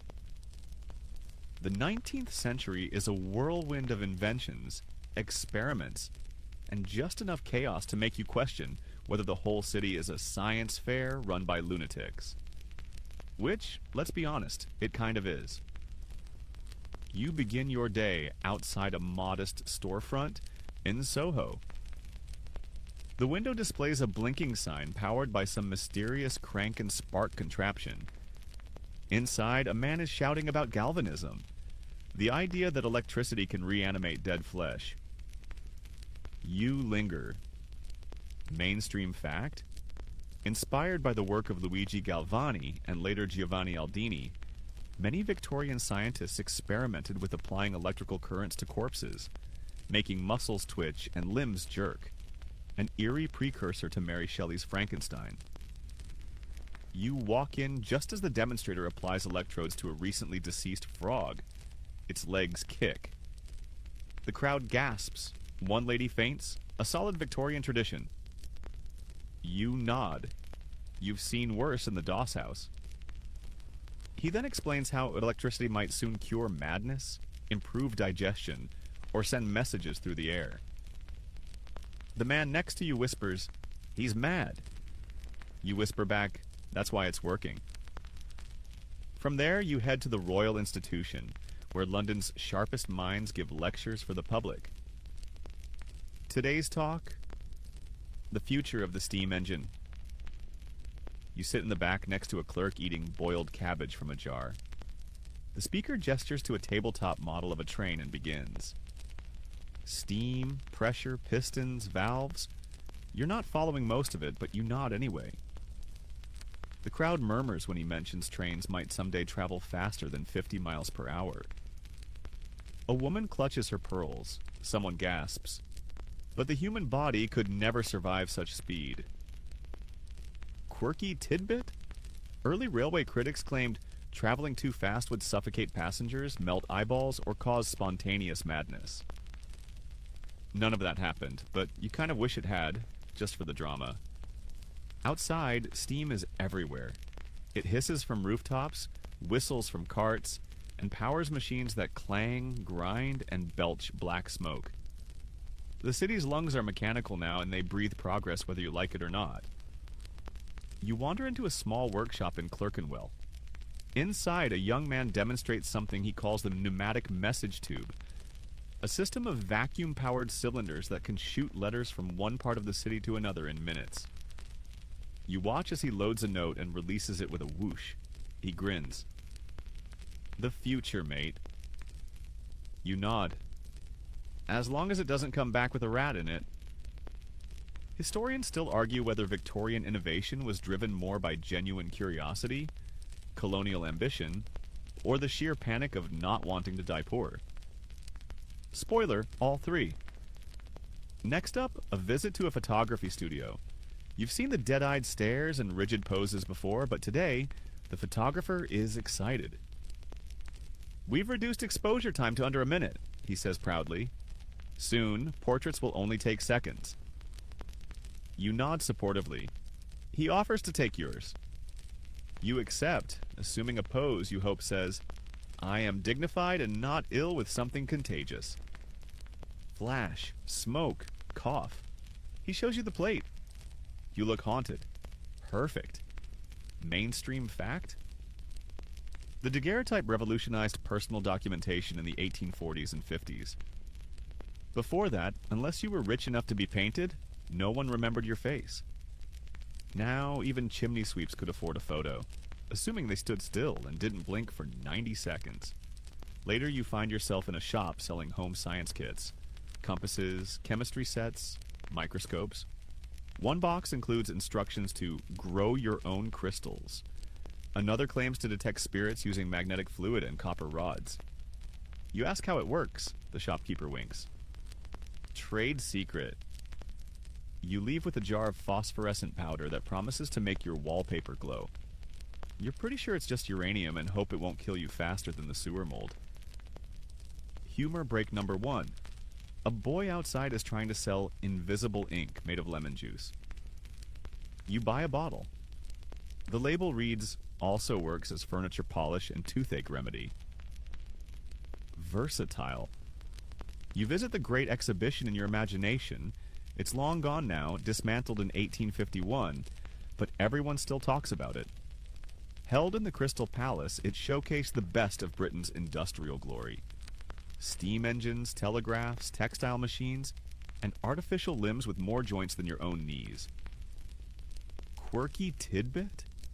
The exhibition even displayed the world's largest loaf of bread. Apparently, scientific progress also includes carbs. You pause for lunch at a mechanical tea shop where your cup is poured by a steam-powered arm. It hisses, creaks, and splashes everywhere. The future is wet. Outside, people crowd around a man with a megaphone shouting about aeronautics. He claims balloons will one day carry passengers across the English Channel. You're skeptical. A nearby gentleman mutters, "I'll believe it when Queen Victoria skydives." Humor break number 2. You offer, only if she brings her mourning veil. The man wheezes. Next stop, mesmerism parlor. Yes, that's a thing. The practitioner claims to harness animal magnetism to cure coughs, improve memory, and attract suitors. He swings a crystal in front of your face. You stare. You feel sleepy, he whispers. You do. You want to give me money. You don't. You are under my control. You sneeze and walk out. Debate? Historians still argue whether mesmerism was an early psychological breakthrough or just pseudoscience in a fashionable hat. Either way, Victorians lined up for it like it was free gin. As evening falls, you pass a home lit by gaslight, flickering warm and gold behind lace curtains. You think about electricity, the new marvel. Some areas already have it. It's brighter, cleaner, less prone to setting your hair on fire? Probably, but not everyone trusts it. One man told you last week that electric lights would suck the air out of rooms. Another said it was the devil's glow. You're undecided. It feels unnatural, yes, but also kind of magical. You reach your door. Your phosphorescent wallpaper sample glows faintly in your pocket. You wonder if it'll give you dreams or cancer. You decide to find out. Back in your room, you light your candle and write in your journal. Today I watched a frog dance, dodged a pneumatic letter tube, got mesmerized by a man in velvet, and nearly bought a steam-powered toothbrush. If this is the future, I might just survive it. Humor break number 3. You add, unless the phosphorescent wallpaper eats me first. Then all bets are off. You lie in bed, mind buzzing like a faulty telegraph. The city outside clanks and puffs and rattles, steam billowing from rooftops like the dreams of mad inventors. Tomorrow there will be something new. Something weird. Something possibly illegal and definitely untested. But tonight you sleep beneath a ceiling that might someday be lit by a filament of glowing wire. And you dream of flying teacups, electric coffins, and trains that never stop. Because progress never sleeps, and neither does London. There's no alarm clock, just the shriek of a coal cart's metal wheels grinding across cobblestone, followed by a shout that may or may not include the word fire. You sit up, blink, and inhale a lungful of fog and whatever your neighbor is burning for warmth. Smells like socks, again. But you don't mind today, because today you're tuning your ear to power. Not the kind that runs machines or lights gas lamps, but the kind that whispers behind lace curtains, roars in Parliament, and prints pamphlets under the cover of night. Today, you're walking into the salons, pubs, and back alleys of Victorian politics, propaganda, and royal gossip. You start on Fleet Street, the heartbeat of London's press. You pass newsboys yelling headlines, half of which are definitely made up. But they're loud and dramatic, and that's what sells. Mainstream fact? By the late 1800s, London had more than 200 newspapers and periodicals in circulation. Some were serious, most were delightfully scandalous. A boy shoves a crumpled copy of the Illustrated Police News into your hand. The front page shows Queen Victoria crying, a chimney sweep marrying a duchess, and a man being attacked by a ghost. You look up. All that in one day? He shrugs. London. You read as you walk. Victoria may have fainted during a royal dinner. A member of parliament was caught with trousers in disarray. And there's a mysterious fire in a workhouse that the paper strongly implies was started by anarchists, socialists, or angry pigeons. You pass a pub in Soho with a chalkboard outside. Debate night.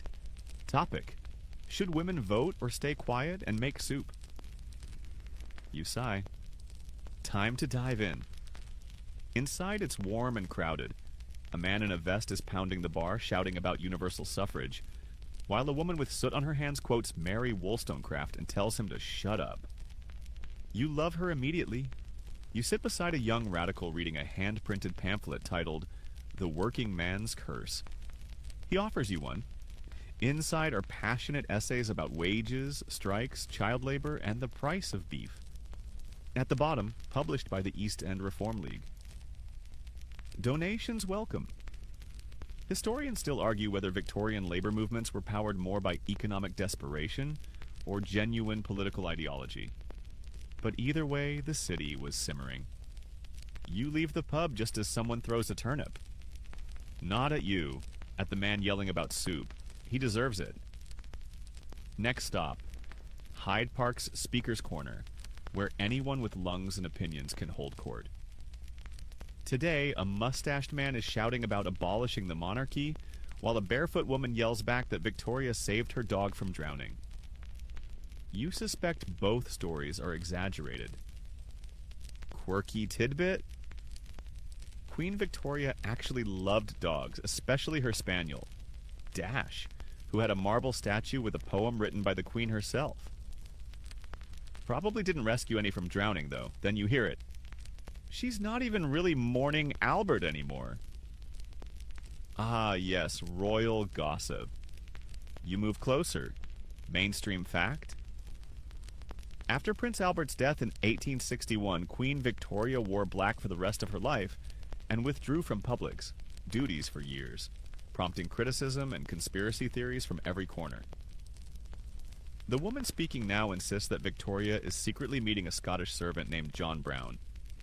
Another says they're married. Someone gasps. Someone else mutters, "He's not even noble." You sip weak tea and absorb the chaos. Everyone here knows everything, and absolutely none of it is confirmed. Humor break number 1. A man beside you says, "I heard the Queen eats onions for breakfast and speaks to birds." You nod. At this point, I'd believe it. You stroll toward Parliament, where the real power resides, or at least where it wears better wigs. The building is massive and ornate. Gothic as all get out, but it smells faintly of damp carpet and debate. You can't go inside. Your boots alone would be scandalous.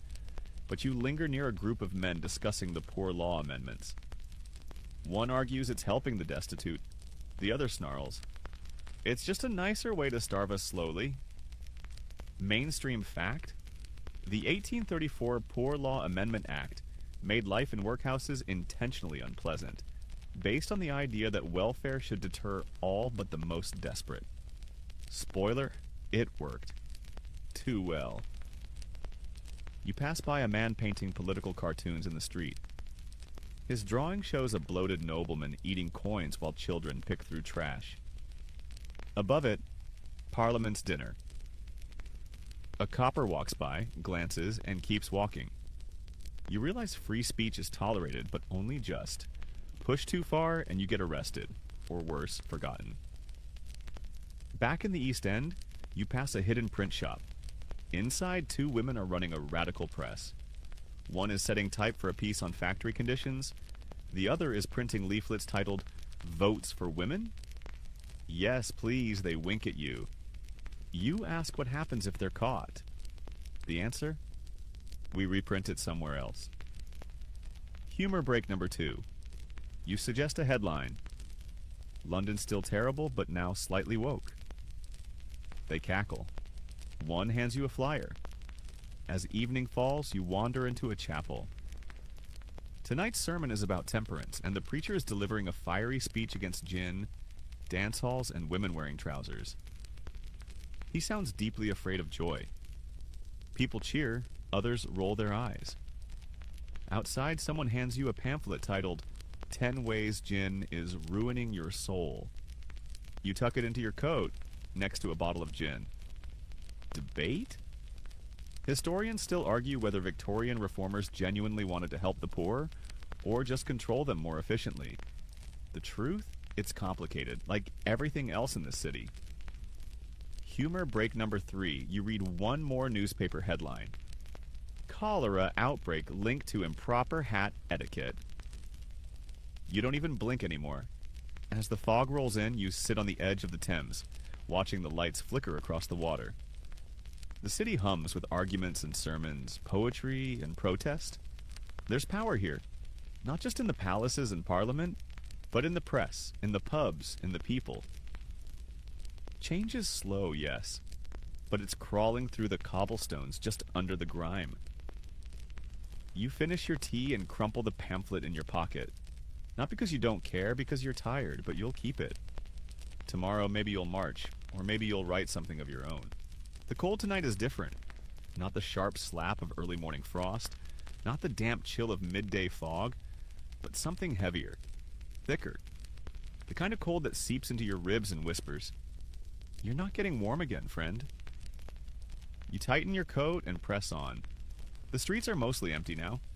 Even the drunks are dozing in doorways, curled up like dogs beside half-finished bottles, and memories that hurt too much to name. The city exhales smoke and silence. You've survived another day in Victorian London. But before you curl up in your splintered bed, there's still one more thing to do. Say goodnight to the city itself.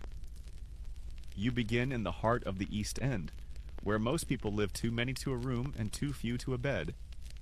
You pass the Doss House, full tonight, and the overflow lying beneath doorways with newspapers tucked under their arms and socks pulled up over their hands.